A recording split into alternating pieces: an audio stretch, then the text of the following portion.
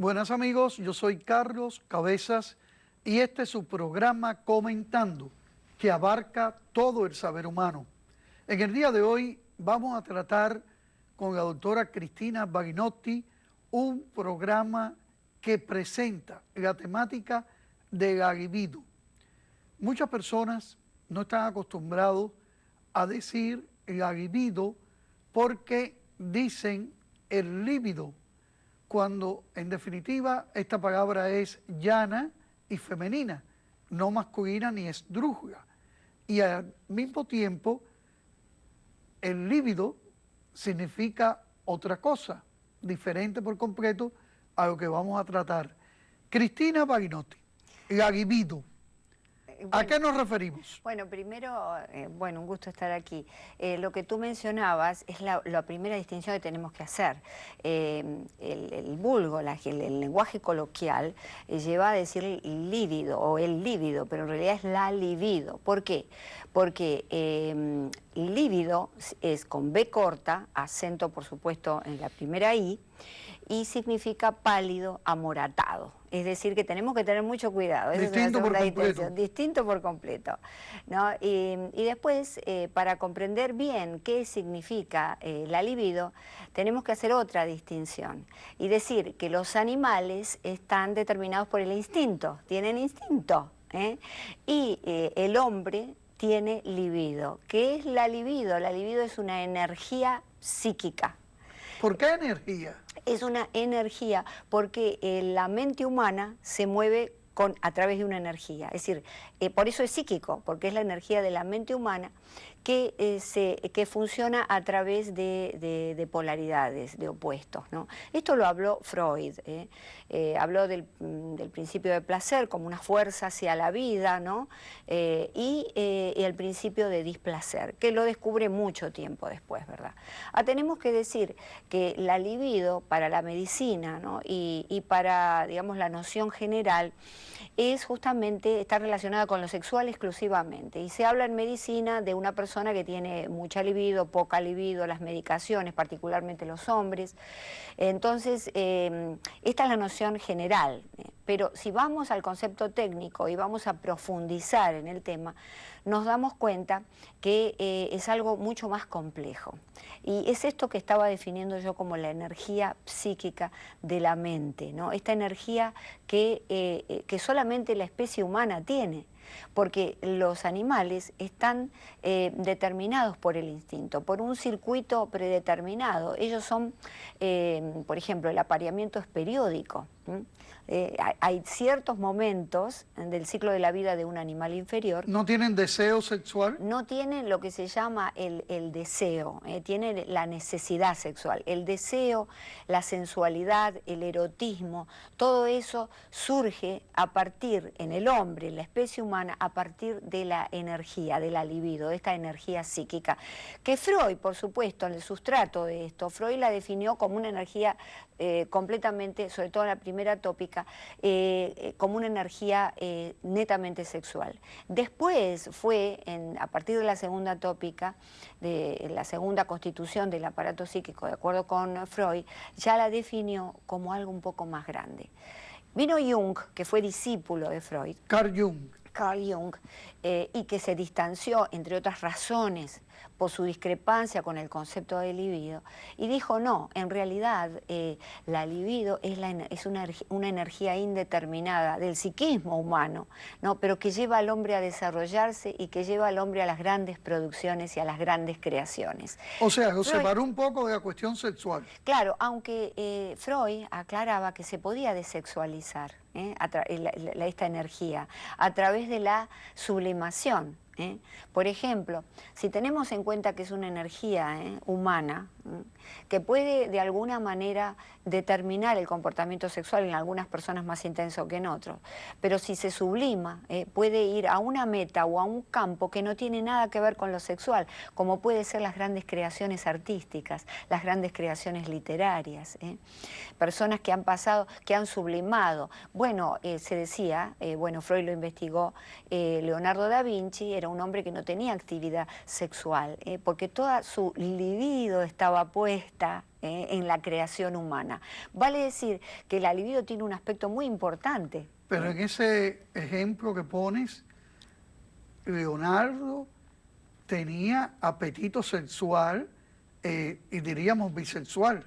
Bueno, sí, pero quiero decir que no era un hombre que se dedicara exclusivamente a eso o que fuera en él un apetito intenso, porque claro, había un proceso de sublimación en el que él creaba, muchos han sido así, es decir, en los momentos de mayor creatividad, en los momentos en que se está trabajando, como esa energía se desplazó de lo sexual, y sube hacia los procesos espirituales.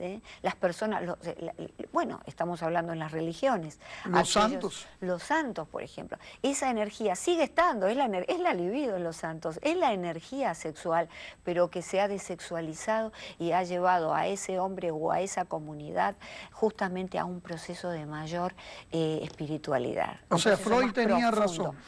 Freud era biologista. Freud seguía la teoría del desarrollo evolutivo que seguía Darwin. Es decir, que no le daba connotaciones espirituales, pero decía que se podía llegar a desexualizar y dar y llevar justamente a un campo que no tenía que ver con lo sexual.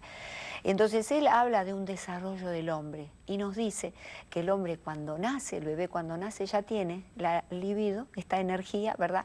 Y que va estructurándose a lo largo de etapas o desarrollándose a lo largo de etapas que van paralelas al desarrollo psicológico, psíquico, mejor dicho, del desarrollo de la mente del niño y van, digamos, manifestándose en distintas etapas del desarrollo psicosexual. Entonces Freud determina 5 etapas, ¿no?, en el desarrollo de esa libido hasta concluir en la etapa de la genitalidad. Porque según él está la etapa oral, la etapa anal, la etapa fálica, la etapa de latencia y finalmente la genital. Vale decir que este es el recorrido, en donde el bebé toda esa libido la va a poner al principio en la boca, porque se tiene que alimentar. Pero al poco tiempo esa misma boca no solamente es fuente de alimento, sino de placer. Y entonces luego pasa a otras zonas, ¿verdad? Hasta que finalmente se congrega esa libido, esa pulsión sexual, porque acá está conectado con el tema de la pulsión, ¿no?, que es este impeler, este empuje, digamos, que va a llevar al hombre a poder satisfacerse, ¿no? Pero el objeto de la satisfacción del hombre no está determinado como en los animales. Bueno, en el hombre hay una función biológica que es la que en definitiva dice que ha llegado a su esplendor sexual, sí, que es la eyaculación en el hombre, y en la mujer ese sentimiento que es más difícil de obtener según los estudios, porque la mujer necesita todo un complemento que ayude a su sexualidad para sentirse plena. Claro, pero estamos hablando ya de la fase final del coito, digamos, el orgasmo. En este caso hablamos de la sexualidad humana, porque ¿qué pasa? El hombre tiene sexualidad, el animal inferior tiene instinto. Es decir, hay un momento en la vida del animal que va a querer copular, y va a buscar la hembra de su especie para hacerlo. Esto está predeterminado. El animal no tiene conciencia de que es animal, no sabe lo que hace. El hombre sí, y en el hombre aparece no el instinto sino esta libido que es la sexualidad humana, el concepto de lo sensual, de lo erótico. Y si vamos a ver cómo nace todo esto, para hacer un poquitito de historia incursión en otros temas, con el proceso de hominización, cuando el hombre se va transformando de un animal, digamos, de un homínido, va lentamente hacia ser el Homo sapiens sapiens que somos hoy, en ese proceso que aunque sigue habiendo un escalón perdido. Sí, pero lo que nos importa en este caso es ese desarrollo primario. El hombre se ajena de la tierra, porque de caminar en 2 patas como buen animal, ¿verdad?, se erige en sus 2 piernas. De 4 patas a 2 piernas. Claro, pasa a 2 piernas, ¿verdad?, y entonces libera sus brazos. Y entonces comienza a alcanzar frutos, que antes no alcanzaban los árboles, comienza a mirar el horizonte, comienza a mirar el rostro de sus semejantes y ahí se despierta toda esta energía, esto distinto del instinto. Y tú sabes que desde el punto de vista neurológico deja de tener importancia en el hombre el olfato, que hasta el momento, tú sabes, los animales prevalece el olfato porque están siempre con el hocico en la tierra, digamos. Mientras que prevalece en el hombre, al erigirse en las dos piernas, el sentido de la vista. Pero entonces, no se pierde por completo el olfato. No se pierde, pero lo que prevalece en la especie humana es la mirada, es decir, la capacidad o el sentido de la visión. Y aquí comienza en el hombre lo que no puede empezar en el animal, que es el libre albedrío.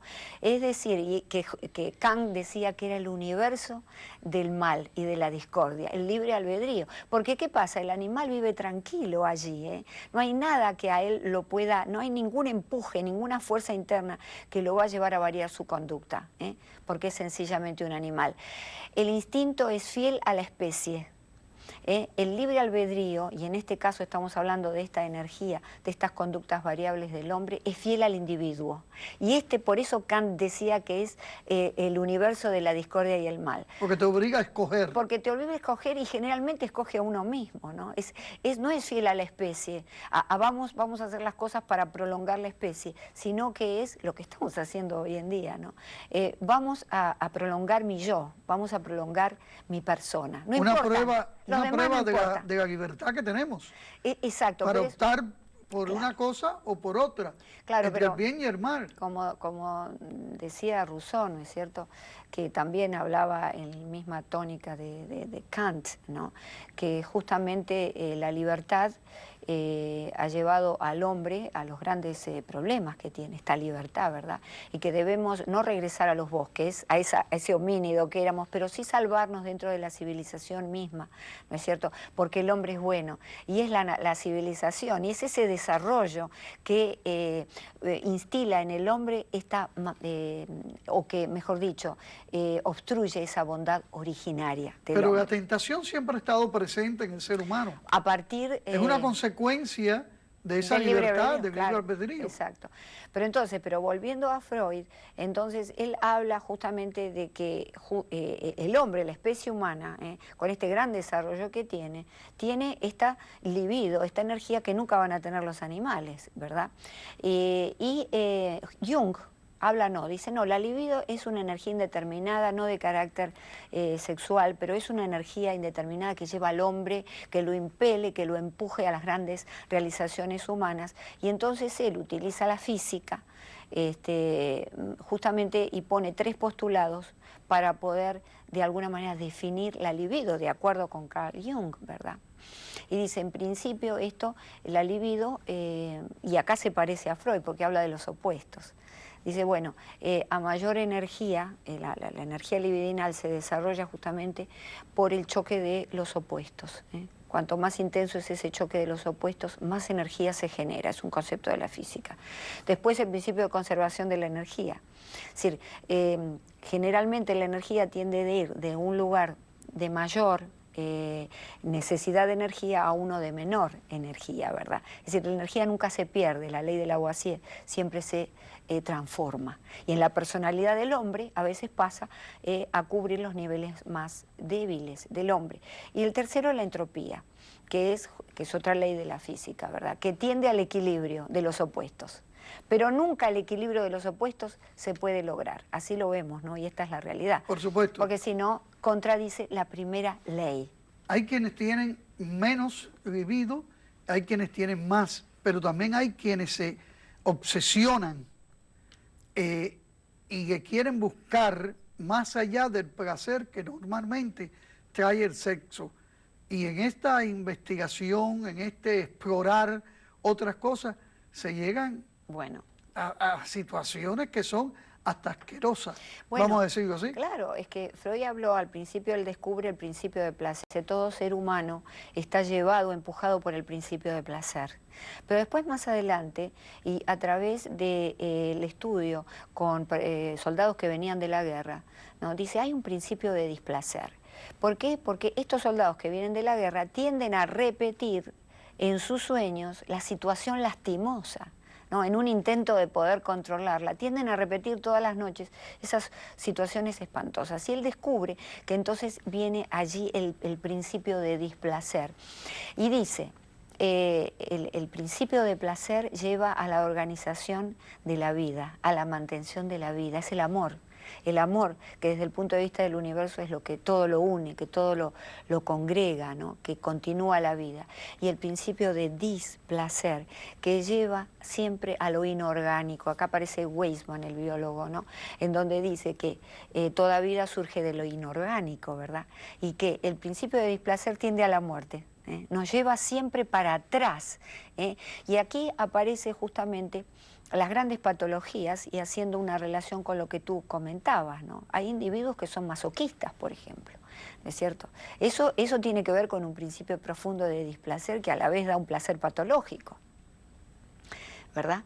El sadomasoquismo, bueno, por citarlo. Es decir, son estas cosas, porque Freud intentó explicar las patologías desde un punto de vista biologista, ¿no? Y de base sexual, porque descubre que en el fondo, y yo no sé si lo tenemos que analizar, ¿no es cierto?, libre de prejuicios, la energía que mueve al hombre, en el fondo es esta energía de lo sexual, ¿verdad? Claro. Claro. Cristina, hay una idea general que la libido corresponde más a la mujer y menos al hombre. ¿Esto tiene algo de verdad, de sentido común? No, tendría que ver con algún aspecto de la teoría de Freud respecto de la castración, que es una teoría muy compleja. En realidad la libido está en la condición del hombre, en la especie humana, varones y mujeres.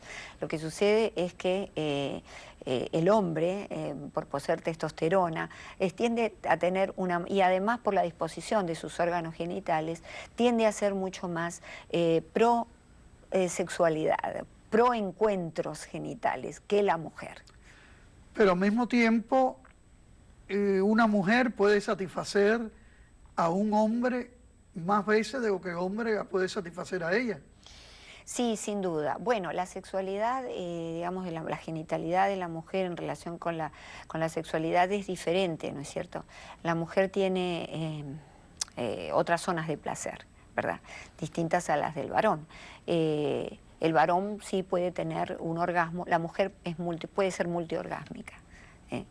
Hay varones que pueden tener... Y al mismo tiempo no tenerlo. Claro, al mismo tiempo, sí, porque y hasta la sexualidad... fingirlo. Claro, bueno, esa es la ventaja que, según algunas mujeres, es una ventaja, ¿no? Que puede fingir otorgarle un determinado placer al hombre, ¿verdad? Cristina, el eros, ¿qué papel juega en este libido? ¿Es provocado? ¿Es espontáneo? ¿Tiene que ser algo que la mente controle más allá del propio deseo carnal y sexual? Bueno, justamente en los desarrollos freudianos posteriores, él habla del principio de placer y lo toma como el eros vital, ¿no? El eros, que es ese amor, porque Eros era el dios del amor, ¿no es cierto?, en la mitología griega, y entonces allí ese eros vital es el que representa el principio del placer, el principio de la vida, ¿no es cierto? No estamos hablando solamente de la reproducción, estamos hablando de la vida, con todo lo que implica, ¿no? Las grandes creaciones, la espiritualidad. Esto es el eros de la vida, que lo contrapone con el tánatos, que muchos dicen que en realidad Freud no habló de tánatos, esto fue un nombre posterior. Tánatos es el dios de la muerte. Entonces, se contrapone con el principio de displacer. Eros y tánatos, principio de placer, principio de displacer. Es decir, lo que lleva a la muerte. ¿Por qué? Porque como la vida surge, te decía antes, de lo inerte, de lo que no tiene vida, en el principio de los tiempos, así surge la vida. Entonces, hay una pulsión que lleva, es decir, un empuje que lleva a la vida, digamos, a lo inerte nuevamente. Y eso sería en el hombre, que tiene connotaciones muy distintas que en los animales, sería en el hombre el principio de displacer o el tánatos. Esto es una explicación bastante intelectual. Vamos a ver un poco más en el sentido vulgar de la palabra, de lo que significa. Cuando se habla de erotismo, un poco, no solamente se habla del placer individual que pueda tener una pareja, sino se habla de sexos. Personas que en grupo realizan actos sexuales o personas que siempre ven la cuestión sexual a través de su mente que deforma Claro. en ocasiones ese sentimiento amoroso y lo convierte en algo mecánico, en Claro. algo que no tiene que ver con el los amor. sentidos. Claro, con el amor, exacto. Bueno, el sexo es algo muy maravilloso en el ser humano si está ligado siempre a lo espiritual y al amor. El amor es muy importante. El sexo, cuando tú le sacas el amor, es como cuando tú un brazo le sacas una mano. Queda ese muñón. No es nada, es placer nada más carnal. Y nosotros los seres humanos hemos sido creados justamente para producciones espirituales, no solamente lo carnal, no solamente sino para ir más allá. Para creer en cosas más allá de lo carnal. Y entonces, si nosotros en una pareja es muy importante la sexualidad y el mantener el sexo con frecuencia, pero tiene que estar ese amor al mismo tiempo, ese erotismo, esa sexualidad, ese quererse, ¿verdad?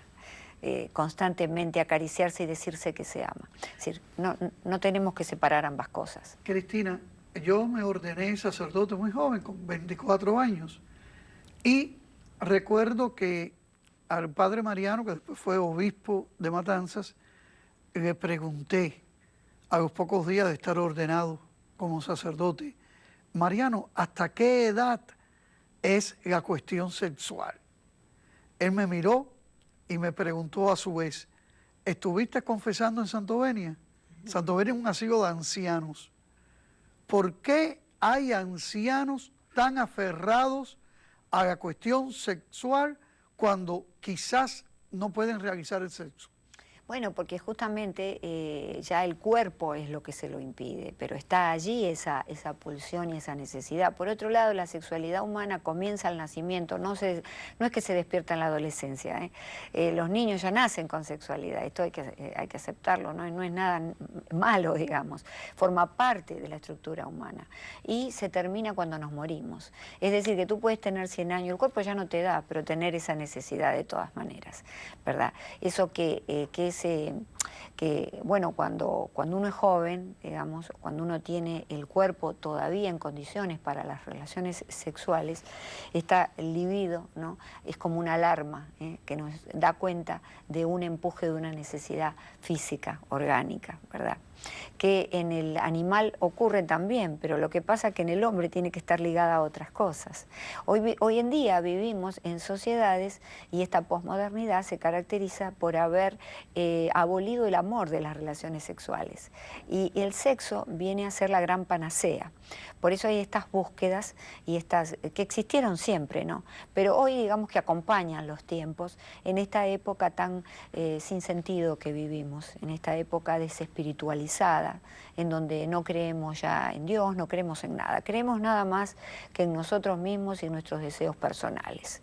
Tú hablabas de sublimación y yo decía, caramba, qué bien está cuando se compara con la cuestión de las personas que tienen voto de castidad, sí, que muchas veces dicen eso es anormal, eso no se puede tener, y hay quienes lo tienen durante un tiempo y después pierden esa castidad, y al mismo tiempo hay quienes toda su vida pueden vivir castos. Bueno, hay tres explicaciones, ¿no? La primera, la medicina te va a decir que una persona que no tiene sexo tiene algún tipo de patología ligada a la depresión. ¿No? Esto la medicina y la psicología te va a decir esto. Luego está Freud, ¿no? Que dice que la persona que no tiene sexo es una represión, y es una represión que le da una serie de neurosis y una serie de comportamientos anómalos, ¿verdad? Entonces, después tenemos que decir también el aspecto espiritual de la cuestión, ¿no es cierto? Que es lo que tú tocabas, la sublimación, y utilizando algo mismo que él, digamos, un indicador que él desarrolló también, que es la sublimación.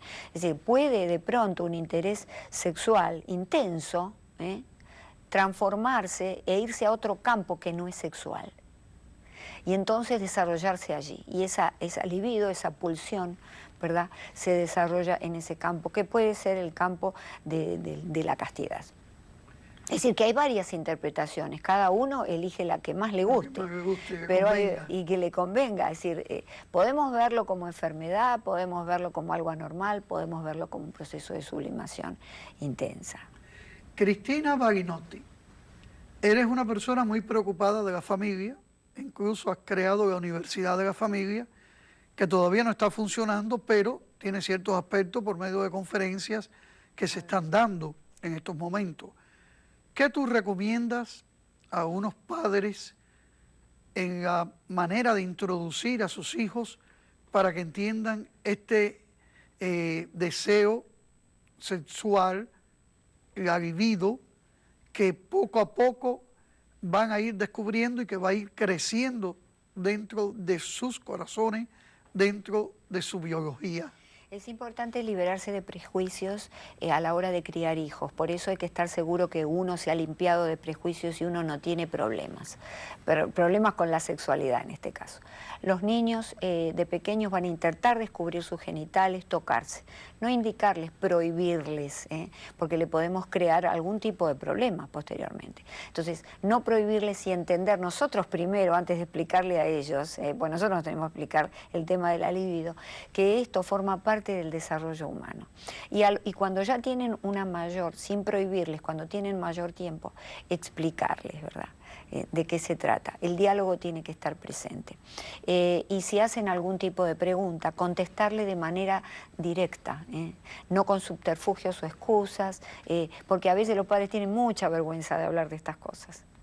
Cristina, la homosexualidad, la bisexualidad, ¿tienen que ver con el libido? Sí, sí, por supuesto. La sexualidad humana abarca todo, todas las formas, digamos, de sexualidad posibles. Es decir, ¿por qué? Porque las conductas sexuales del hombre son variables, a diferencia de las conductas de los animales sexuales, que, como te dije, una vez cada tanto, bueno, van a copular con la hembra a fines de reproducción. Pero eso es todo. En el hombre las conductas varían porque está esta energía libidinal. El objeto con el que se satisfacen, el objeto sexual con el que se satisfacen, varía también. De ahí vemos grandes patologías terribles que podemos hablar. Pero, por ejemplo, los pedófilos, claro. Por ejemplo, aquel que se satisface sencillamente mirando. Porque no tiene satisfacción en, digamos, en el coito, en el encuentro sexual.